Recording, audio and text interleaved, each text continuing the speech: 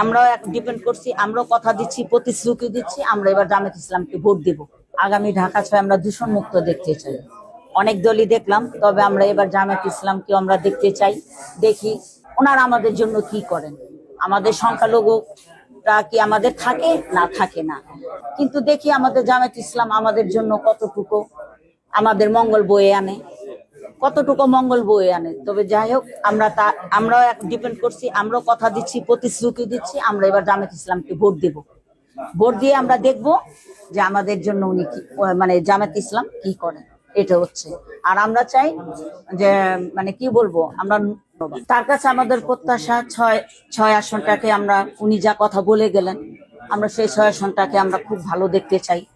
এবং বলতে যেন পারি যে যত এমপি এসেছেন, কিন্তু জামায়াত ইসলামের যে মান্নান ভাই আসছেন, উনি যা কথা দিয়েছেন, কথা তো মানে সব কথাই তো রাখা সম্ভব হয় না।